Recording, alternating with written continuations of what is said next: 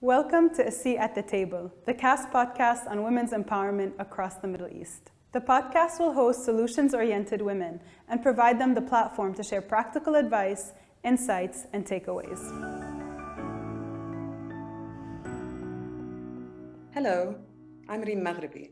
I'm a story curator and director of the Pan-Arab NGO Sharq.org, which harnesses the power of stories to promote pluralism and peace in the Arab world. We interview individuals in the region about diverse experiences and create collections around different themes like livelihood, culture, human rights, and religious cooperation. I also tackle identity and belonging in my work as a UN consultant and as a narrative and visual artist, exploring womanhood and Arabness and displacement through painting, theatre, and poetry. Storytelling allows individuals to tell the stories of their lives, to express what they have witnessed and experienced. This allows for self-reflection and allows individuals to reframe their stories and their histories, which unfortunately are often told by the victor. To be the narrator of one's own life creates an internal sense of ownership. Join us for this episode and have a seat at the table. Hello, and welcome to A Seat at the Table, the CAST podcast on women's empowerment across the Middle East. We're so excited to have you here with us today, and I'm excited to be with my co-host Hamad Elias and our beautiful guest Rim Maghribi. اليوم المرأة ما حدا بيخبر القصة عنها. اليوم هي عندها الملكية الكافية والأهلية الكافية تكون عم تخبر قصتها بطريقتها، بالتعابير وبالخبرات وبكل شيء related لتجربتها هي. ما حدا بحق له يحرمها من هذا الحق. اليوم معنا ريم تتخبرنا عن تجربتها بهذا الموضوع، ومعها ومن خلالها نقدر نتشارك بكل هالخبرات ونقدر نساعد المرأة أكثر وأكثر من تستفيد من الباور تبع الستوري تيلينج. ريم، الحكي لإلك تتخبرينا عن خبرتك. Thank you, Hamad. I'll start with a little introduction about my work. Professionally, I've worked in all fields of communication, so from web design to newspaper editing, research, development, cultural production.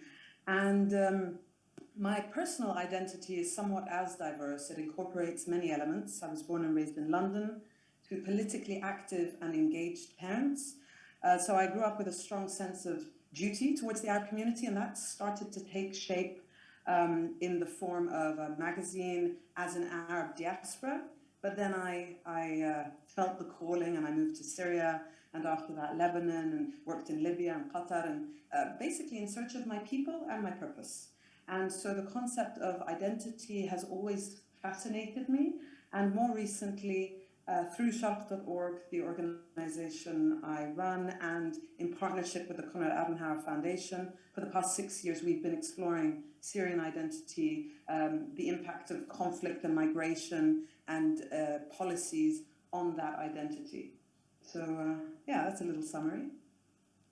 Hello، يعني من جديد بدي أخذ منك من وراء هالسمري اللي عملتيها.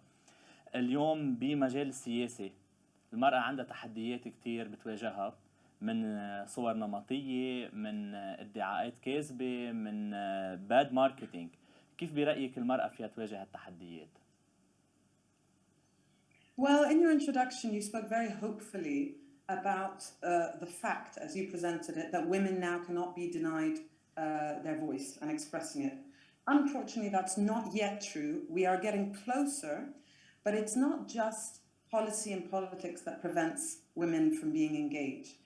It's society, and society at the small family level, which is directly connected to policy and politics, and society at the bigger level that can be engaged through advocacy and storytelling. And ultimately today, there are so many different factors that can impact the involvement and empowerment of women in society.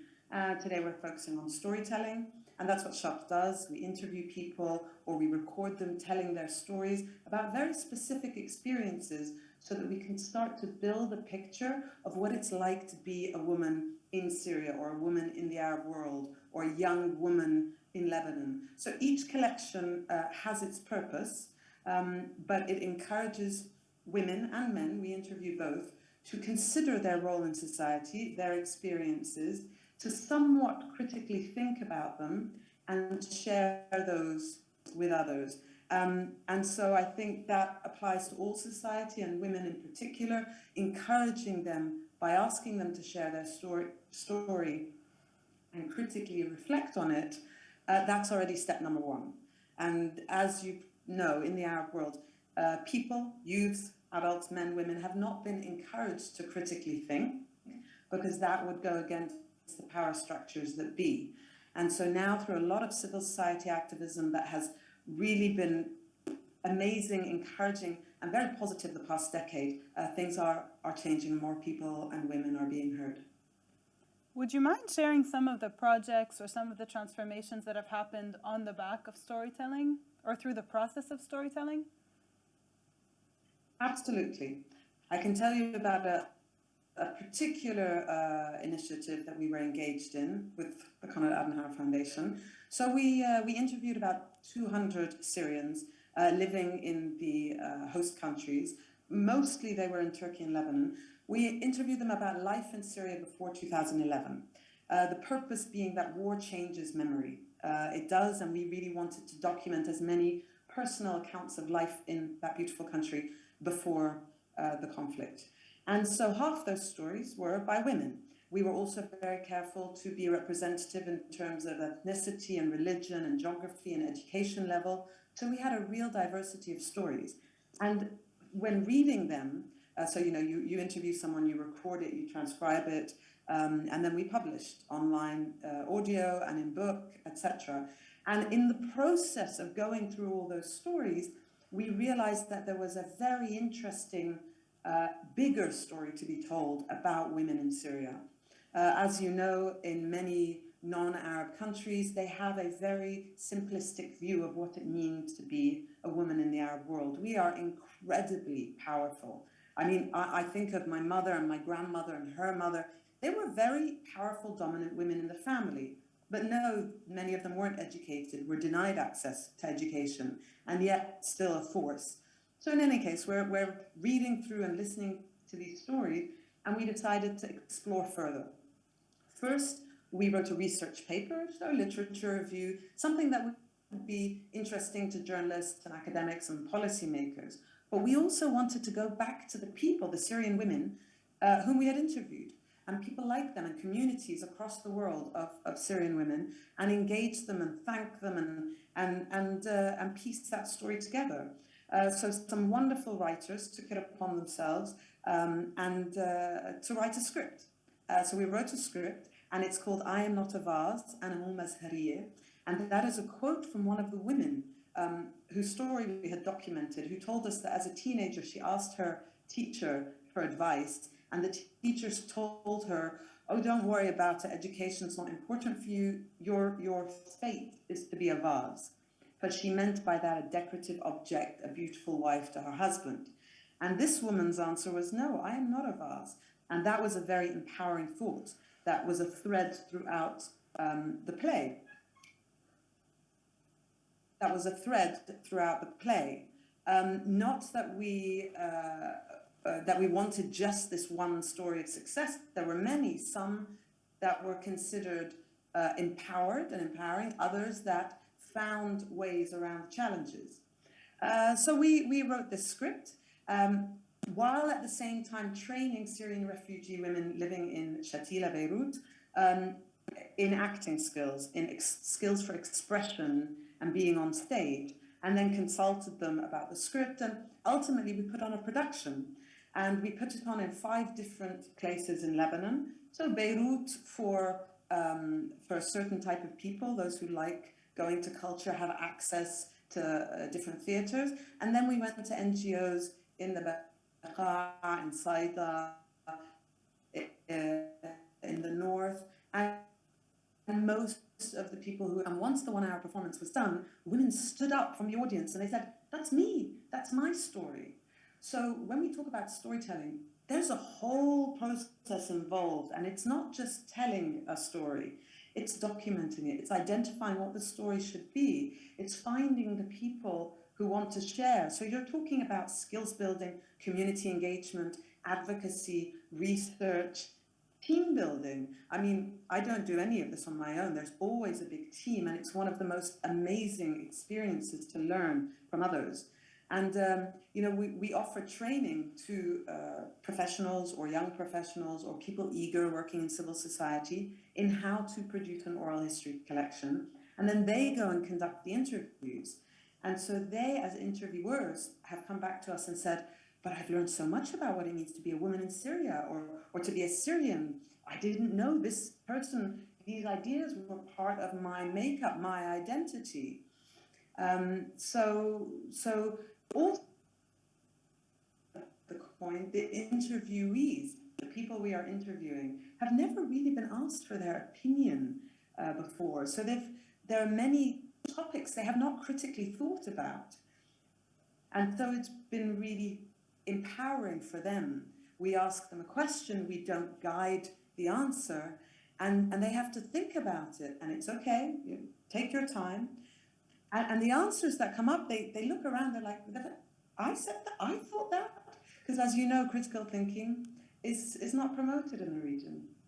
So yeah, that's just one example of the various initiatives we've been engaged in, both as Sharq and me as an individual, that has been really fascinating because it's always about learning. Often, I guess this is a colonialist view, that people who are either educated in the West or lived in the West want to come back and tell us how to be. But this process of, no, I'm learning from you, you're learning from me, we're just exchanging ideas, we're building a new narrative together. This is what I love about what we do. I have a suggestion. Why don't we do a small simulation? Rim? Yes.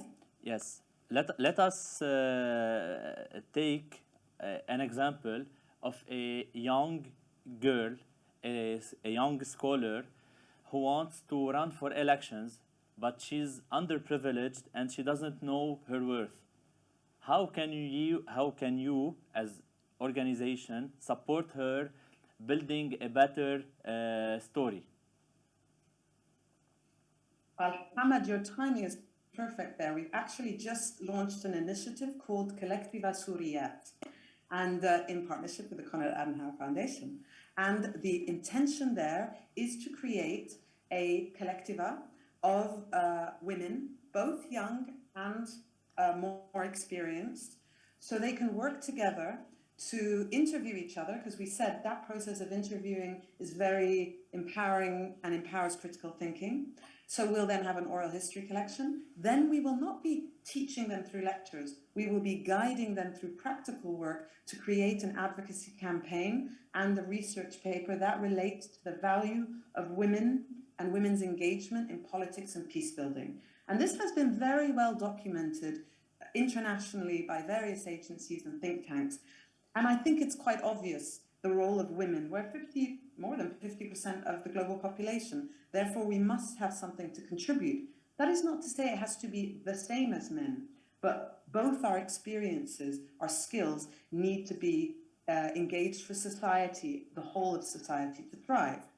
And so through Collectiva Surya, we intend to create an environment where mentors and mentees come together, learn from each other, promote critical thinking, and over the course of a few months are actually engaged not just in consuming knowledge, but imparting it and creating something that will promote community engagement. So the advocacy campaign in order to reach other young women, and then the research paper in order to reach civil society, journalists, academics, politicians, because you need the support from both sides, and the acknowledgement and the credibility.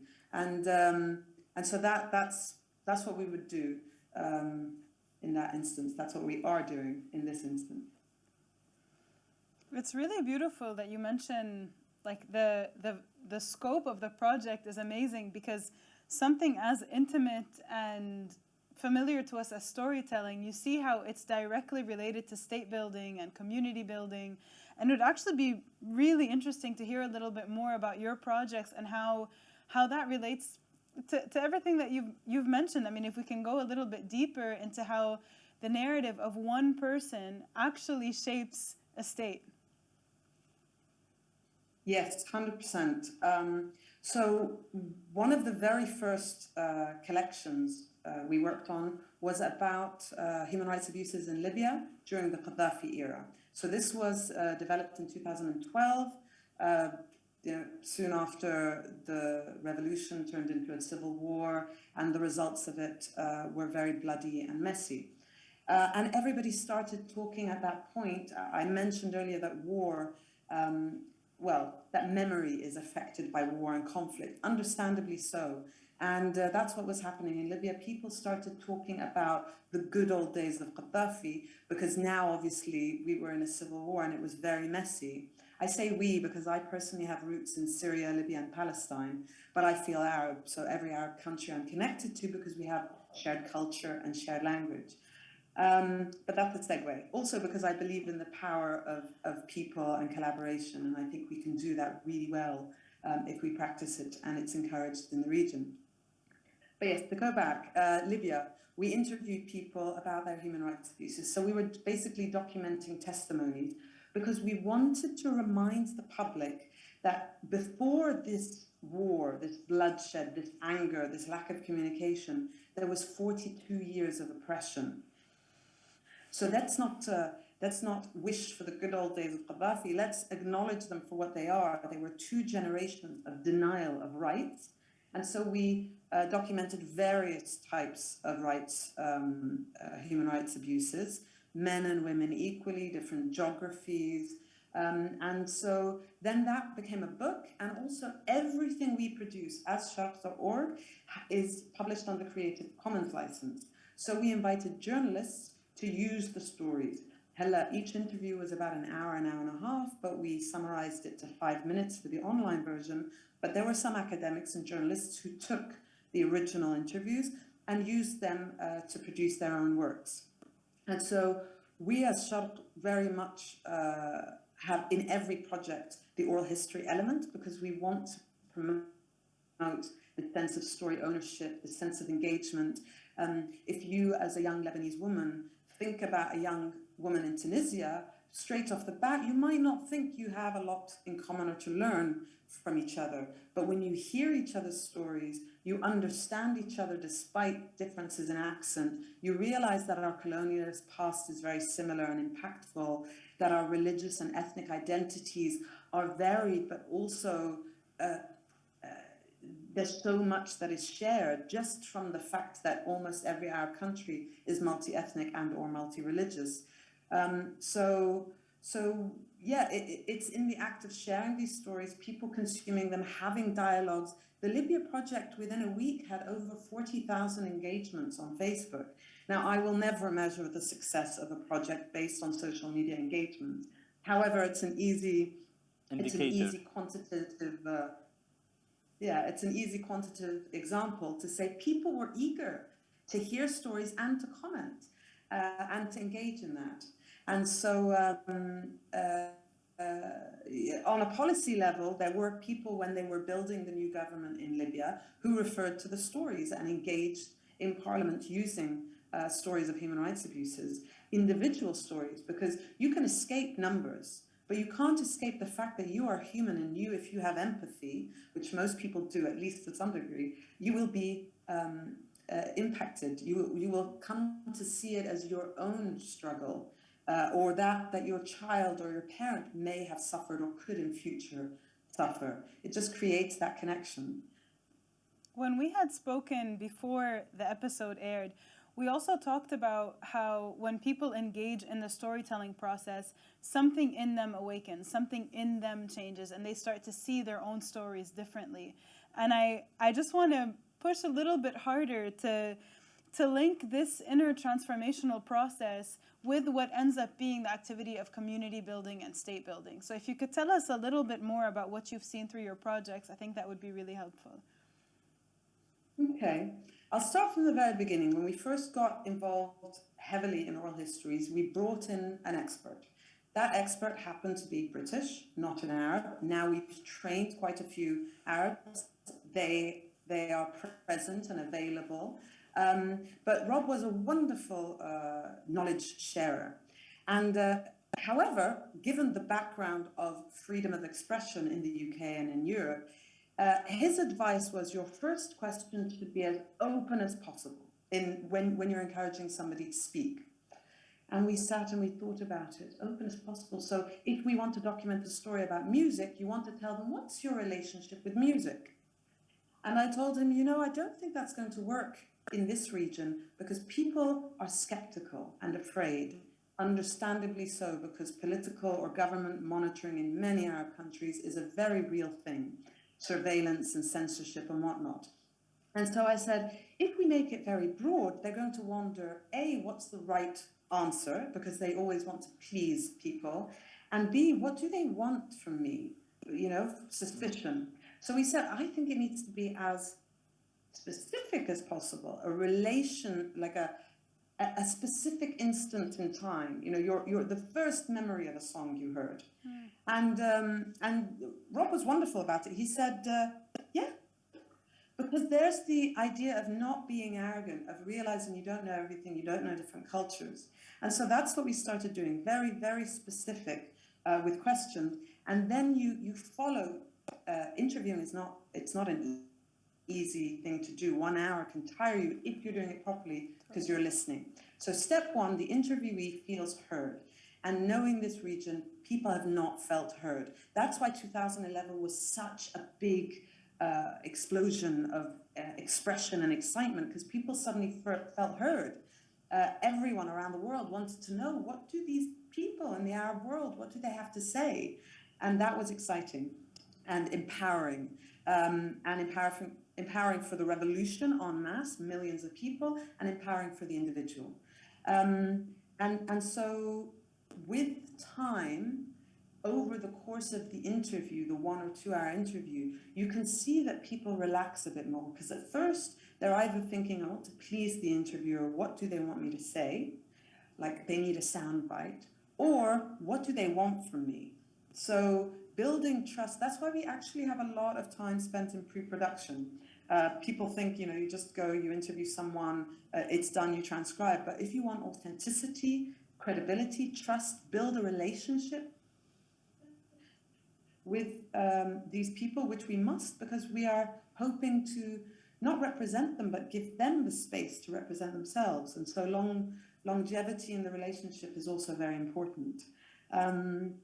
So I think I may have segued a few times, Lara, sorry, that's the nature of storytelling. One story leads to another. But yes, what you're asking me is how it impacts the interviewee. You ask somebody what is their vision for peace in Syria, which is basically our primary question for the oral history collection for Collective Surya. And not that they haven't thought about it in general, because that's all they've been doing for 10 years, working on that concept. But they now need to articulate it in 2 or 3 sentences. That means they need to consider their choice of words, their tone, to critically engage with other people that they're no longer behind closed doors or sitting around a table having a focus group discussion. No, they're going to present their thoughts in a way that will be documented and online. The internet has a long memory. And so that process of critical thinking and choosing the right words is also impactful for the interviewees. Rim? For those sharing their story. May I ask you about the content of the message? Is it a cognitive message? Is it an effective message, or a combination of both? We don't decide that, Hamad. It's very important that it be an authentic story. So in pre-production, we tell everybody what you share has to be part of your experience. You can analyze your own experience, you can reflect on your own experience, but we don't want political analysis of what's going on. So our collection of human rights abuses in Libya, each individual is reflecting on the events of the day in relation to that. So that what's happening is we have no agenda. no bottom line, no political angle. As individuals, everybody has political beliefs. But as Shabb.org, everybody is welcome, because no matter your political beliefs, if we want a society that is peaceful, where people can cohabit, where development can happen, everybody has to be heard. I feel very passionately about that as an individual and as a story curator, despite my own personal political beliefs and leanings, which everyone has, and we have to respect that. So ultimately, we have no agenda, we have no one size or format fits all. It's a conversation, and you have to be really engaged in it. You have to want to hear what that person is saying, pick up on the details, so that whoever's listening to the story or reading the transcript can almost visualize that they were there. Sometimes we do record video, but we found, for two reasons, we're lessening video. In Libya, for example, we went into the prison cell that one man spent 20 years in and filmed the interview there. Wow. These are very powerful things, and we encourage filmmakers and journalists to use the material we have as ideas so that they can do that. But for us, if we want to expand,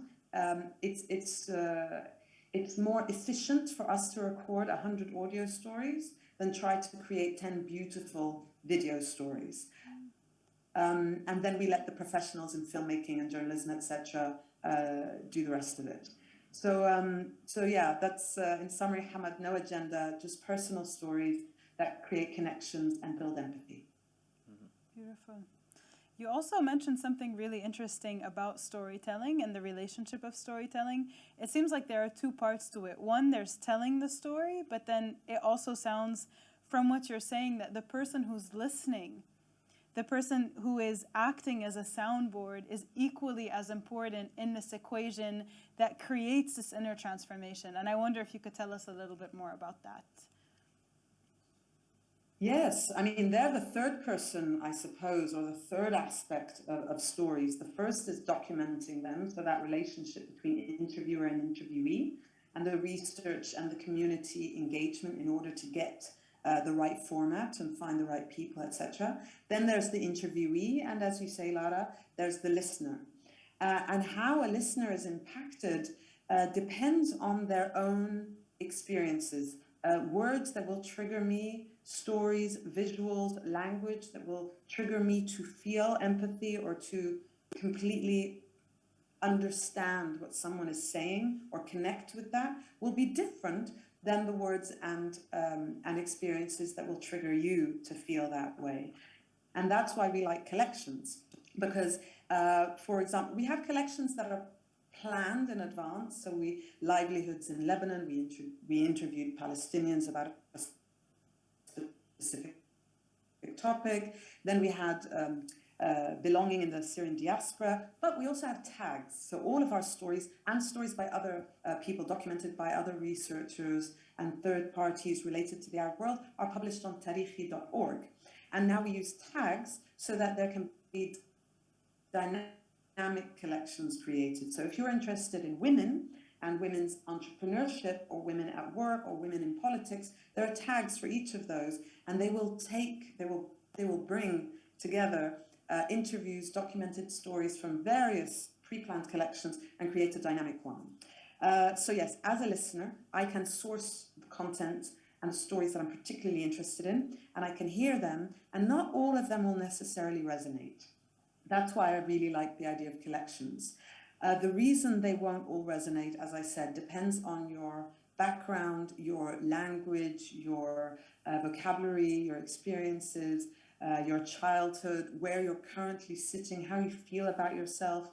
But there will always be a few that will somehow resonate, because ultimately, as human beings in general, all of us, 8 billion, as women, 4 billion, as Arabs, as not even Arabs, as people of the Arab world, because there are a lot of non-Arabs in the Arab world, and I still feel connected to them because our history and our passion and our struggle is connected. So yeah, listening to other people's stories just awakened that, there are things we study at university or even later by reading books that are great, they're foundational.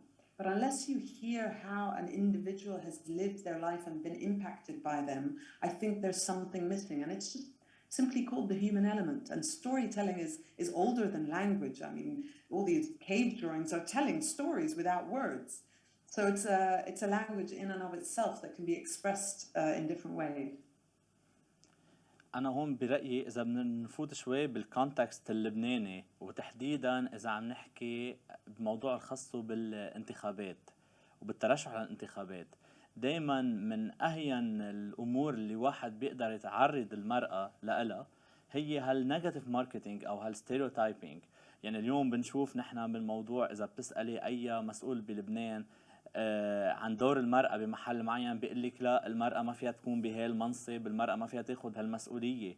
فبرأيك هالستوري تيلينج يلي عم يعملوا المجتمع عم بيواجه فيه الستوري تيلينج المرأة عم تعمله عن نفسها، كيف فينا نحن نساعد المرأة تتخطاه وتغيره؟ Yes, it's a tough one. Lebanon, despite being so advanced in so many ways, the numbers, the statistics don't really support that image. And it's because there are a lot of people, politicians, religious leaders, even outside forces, that don't want that to happen. So the people who do want it to happen have to collaborate, have to work together, and also have to understand what language, what ideas influence people. And so what happens a lot, I feel, in Lebanon and other countries, is that somebody decides how something should be said and says it. Decides it from their own reading, academic or otherwise. And everything we do, if we're addressing ABC, we should consult the community of ABC. So if I want to speak to undereducated women in the South, then the very first thing I should do, spend time with them, hear their stories, understand what language works for them. Because if I then put a social media campaign in Fusha, modern standard Arabic, and expect people in the South, without talking to them, to understand it, but perhaps they're not very familiar with Fusha, perhaps they don't have access to the internet. So that's step number one, really each community individually. Another is all fronts, cover all your bases. So there are some amazing politically active women in Lebanon. All of them should get airtime. They are not in competition. At the moment, we're just trying to get women involved, engaged, understanding and appreciating that they have an important role to play. And so step number one is just anyone, not anyone who's not credible, but I mean the Shia, the Sunni, the Orthodox, the Maronite. We're talking about women, all of us, not because women have all the same thoughts, will implement the same policies, but because the more we see, the more it's normalized, the more other women will feel that they can get involved. And as I said, all the research suggests that women being involved in all aspects of life is of great value to the prosperity of society. Also, for example, if I want to promote myself for a particular opportunity or role, I don't talk about me being a woman. I'm a woman, you should hire me. No. I talk about the skills and the community and the ideas and the resources that I can bring with me. And some of those skills and resources are because I am a woman. But I cannot just keep shouting about the problem. There aren't enough women, you must take me on. No, there's not enough equality and balance in society. Let's all... It's just about language, you know. At one point I was working with UNFPA to develop a campaign about childhood marriage, to prevent people from, or to encourage people to avoid child marriage, especially for their children. And we focused the campaign around the benefits of delaying marriage, not why child marriage is bad. Exactly. Why? Because you're talking to families who may already have married off their first daughter. For circumstances, we cannot judge people. Everybody has really hard life and nobody wants their children to have anything but the best. People's circumstances are different. So Hamad, that's the first thing. We shouldn't judge anyone. We want to get politically active and think, I have the solution. No, really a collaborative effort. But to go back to the UNFPA example, so yes, and we were working with teenage girls who were peers in the community trying to encourage delayed marriage. And so all the messaging was, okay, so if you delay, you can have a better education, you can educate your child better, or you can be more involved in their life. If you delay, there's more chance that you'll be able to get a job, even if it's part-time, support the family, things like that. And ultimately, the idea is you're talking to a family, they have already married their first child. By the way, child marriage is an issue for both men and women. I know that should be a given, but a lot of people don't realize that it's young men being married to young women most of the time. المهم,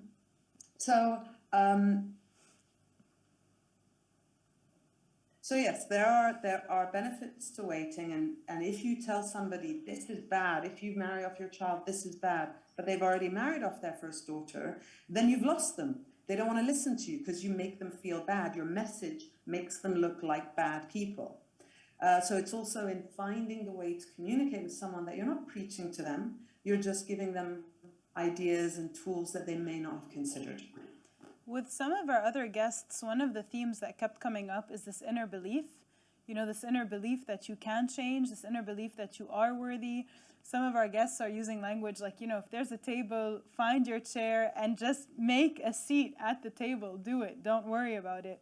And so I think all of the tips that you've given the community, which are, you know, if I can summarize them in a way, are, you know, speak the community's language, focus on the skills that you bring to the table, and find a way to communicate so that people are not feeling defensive. But I think at the heart of it, what storytelling does for somebody's inner psyche is that it allows them to believe that they are capable of change, because for the first time they're taking ownership of their story, they're taking ownership of their narrative. True. Very nicely put. Yes, I agree. Can I give the example? Really nice. Can I give here the example of when we do this exercise of preparing a CV or a resume, how many time we take to decide about every word, every sentence, every idea, every previous experience we need to put in our personal resume. So imagine addressing a wider community, not only a company, and addressing them with what you need to tell about yourself. And addressing yourself also, right? I mean, I think that's what you were saying earlier, like in the exercise of telling your story to somebody else, in a sense, you're telling that story to yourself for the first time, and that creates an inner sense of revelation. And so even if you get the job, or you don't get the job, or you get the interview, or you don't get the interview, you're equipped with this paper, with this story that you told about yourself, and all of a sudden, there's an energetic shift that happens. I think Hamad said something I want to pull apart of it, which is wonderful. All the energy we put into preparing our CV, I wish that was true. You can't imagine how many CVs we have received that are so poor. So there's also, it means a lack of training in self-presentation in the region, but also a lack of inner self-belief perhaps, because if you don't work your best to present yourself in these 2 pages, the first thing people are going to see about you, then what is it you are doing? You know, the sense of identifying yourself, caring enough about yourself to prepare something that really presents what you do well. And so, yes, you're right, your CV is your professional story. And Lara, you mentioned get a chair at the table, a seat at the table. Recent research shows, yes, research conducted in Europe, but in boardrooms where there are more women. And it shows that the reason women stagnate in the mid-management or managerial position is after they get married and they imagine starting a family. They're not even trying to start a family, they're just imagining it. They stop raising their hands in board meetings or in big meetings because they think, well, I'm not going to follow that through. This is independent research, and when I read it, I was very surprised because we talk about in the Arab world, oh, when a woman gets married, she's probably not going to work. But actually, yes, in Europe, women are working. They have all the legal and in most places, social opportunities to work. But the idea of family, still the children are mostly the responsibility of the women, and so they hold themselves back because they want a family and they feel the need to balance, and men don't do that. And that's not to say one is good or bad, it's just historically the way society has conditioned them. That's an amazing way to bring our episode to a close. I mean, basically what you're pointing to is the power of an idea to literally change the way you behave. And if we're able to tap into that power and shift it from something negative to something positive, so that the ideas and the stories that we tell ourselves actually allow us to move forward and occupy the seats at the table that we believe and we know we are capable of occupying, then that's something really, really, really powerful. So quickly, to close, if you were to give a message to young women listening to this episode today, what word of wisdom would you leave them with?